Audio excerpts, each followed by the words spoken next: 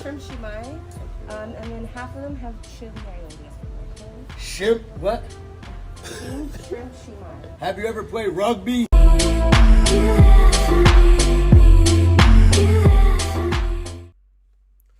What's up, YouTube? And today's a bit different of a video. So, I was just chilling, watching some YouTube one day when I see a video by Goji Guy. It was a cool video and a cool hybrid, but I thought nothing of it until GojiCenter responded and respectfully destroyed Hank.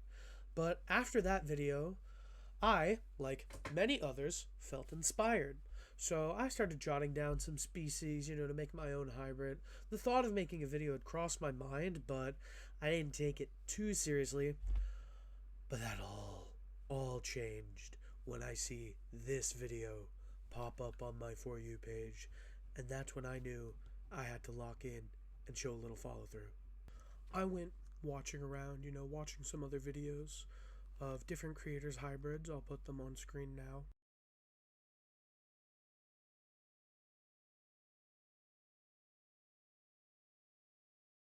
And while they're all amazing hybrids in their own right, there's always one thing or another I personally find, not a diss, just personal assessment, that I think stops it from being the perfect opponent for Indom 2.0.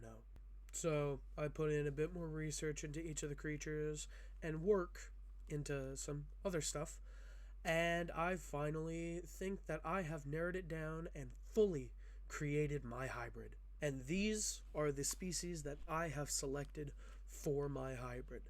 Now, you may think that there's, where's T-Rex?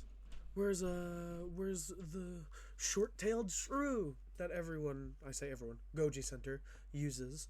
But I set myself, I wanted to not use meta dinosaurs or creatures in this hybrid. I didn't want to use the same thing everyone was using.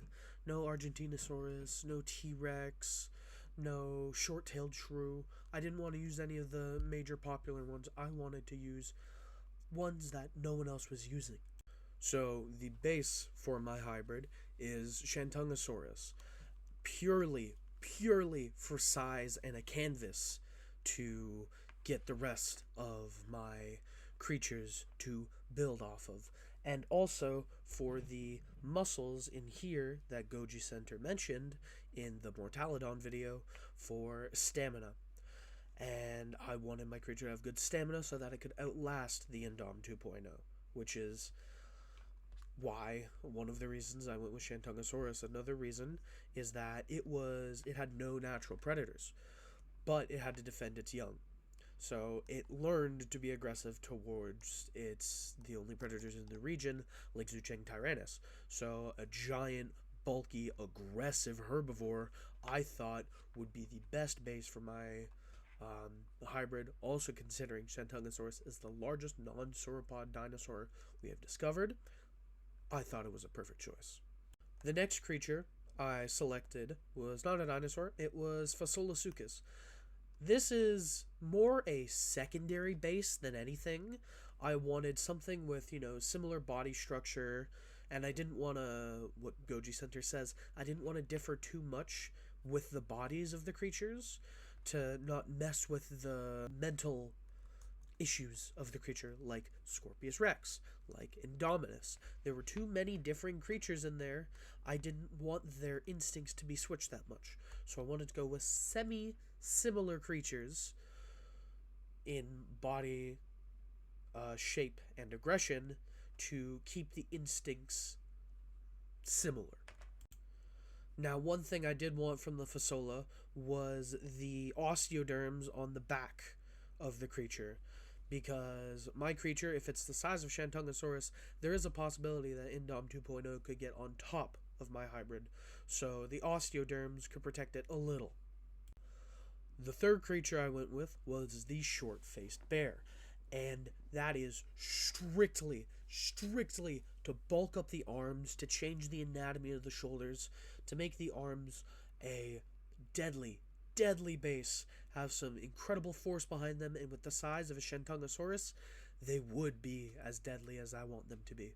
And Bears are also known to be very resilient and endurant, and there have been reports of them, taking shotgun bullets to the face and still running, or the rare reports of them decapitating moose. So, bear is just a good species to go with.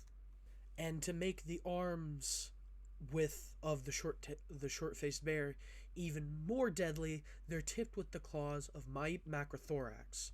Now, the claws of Maip are deadly and long and dangerous, and I wanted to mainly focus on making the arms incredibly dangerous and the bite incredibly dangerous, so that either weapon from my hybrid is deadly and lethal to the Indom 2.0.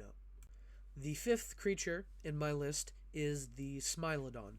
Now, mainly for the saber teeth, so that the bite force can be pressed down onto those two canines, but also, Smilodon is a cat, so if we get the instincts from a cat, my hybrid would be a lot more keen, better sense of smell, better vision, better hearing. Just overall, it's a cat, so it gets a lot of nature's marvels.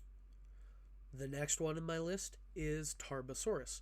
Now, the reason I selected Tarbosaurus over something like T-Rex is one specific reason, and it is the locking mechanism in their jaw.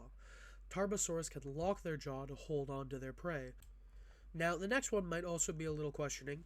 I put Honey Badger. Now, main reason is because the fat around their, not the fat, but their skin is loose. And so if the Indom 2.0 were to get a bite that normally, like on the shoulder, that normally, you wouldn't be able to reach, your hybrid wouldn't be able to reach with the, floppy, loose skin, my hybrid could turn in its skin to be able to get off a bite that normally wouldn't be able to be achieved by other creatures without that.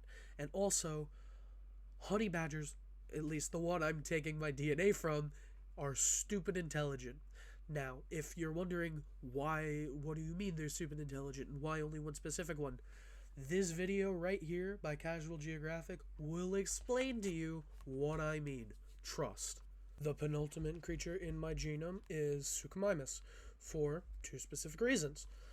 The first one being the conical teeth that it shares with all other spinosaurids. Now, conical teeth are important in my hybrid for the ability to grip onto slippery prey. That's what the conical teeth of the Suchomimus are used for gripping onto fish and holding them in place. And the second reason is because they are very familiar with water. And GojiCenter really likes to dismantle other people's hybrids, and I saw the possibility of the teeth of the saber cat being unhealthy because they're exposed, being one of those reasons, which is another reason I added Suchomimus, because it lives around water, so it will be around water for enough of its life to be healthy and keep those teeth properly taken care of. And just the adaptability to water. Yes, it's a terrestrial fight, but in case it got close to water, Suchomimus. And the final creature that I just added to make the bite a little bit more worse is Megalania. Now, I could have just gone with a normal Komodo dragon, and that might have been a smarter decision, but I wanted to keep everything a little more even, so I wanted to keep the size from the Megalania into my hybrid. Now, the saliva or venom or whatever it is at this point, I can't keep up with the research on whether the Komodo dragons have horrible saliva or actual venom. That would, if the Indom 2.0 were to break out of a bite from my hybrid, which I would highly doubt, the venom could start working its way into the Indom 2.0 system, and yes, the dwarf croc, probably the dwarf croc, that breaks down the venom and makes it stop working. Komodo dragons and crocodiles don't usually come into contact, so I assumed that the venom would not be something that the dwarf croc is used to fighting. And now that we have all the DNA and all the creatures ready and set, I can reveal my hybrid.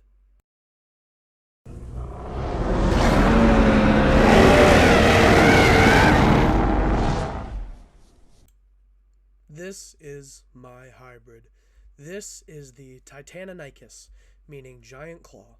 It is 60 feet long and weighs 23 tons. And please don't destroy me over the anatomy of the hands.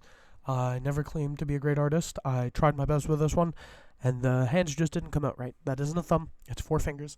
But don't kill me, please. Please don't tear me apart in the comments over my shitty hands. Everyone's shit at hands. Don't come at me, please. So, my thought process behind making this hybrid was make something that is bigger than the Indom 2.0, but also has deadly weapons. So, I made the bite of the creature with the intention of if it got off one bite on the Indom 2.0, the Indom would not be able to survive a second one, and let alone shrugging off the first one, if it even were to be able to get out of the first bite.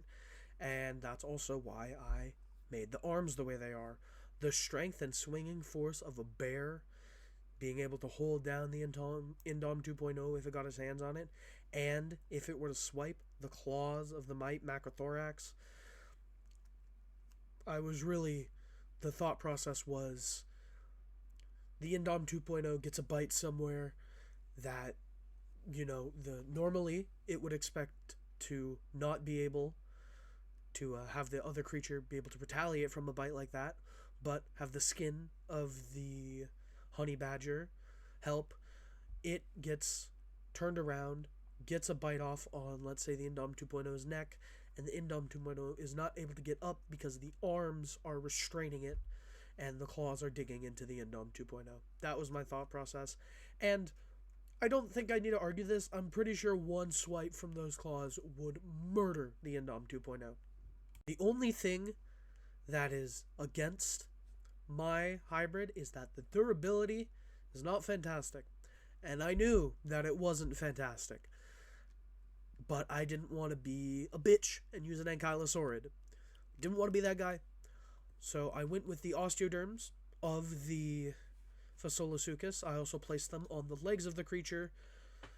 But the only real thing that is screwing me over in this fight is if the Indom 2.0 gets its stupid fucking metal pole. If it gets the pole, might be a little cooked. Might be. But maybe not. Maybe not. If he gets the pole, it's questionable. Without the pole, the Indom's cooked. That's my way of thinking about it. But, yeah. Tell me if you like my hybrid in the comments. I think I did a pretty decent job, and I'm really hoping that it gets featured in GojiCenter's podcast or video. I don't know whether they're doing a video or a podcast, but really hoping I get featured. And if I don't, then this was just a fun little project that I got to make a video out of. So yeah, like, subscribe, comment, please. I want the input. Tell me what you guys think of my hybrid, and I'll see you guys in another video. Peace.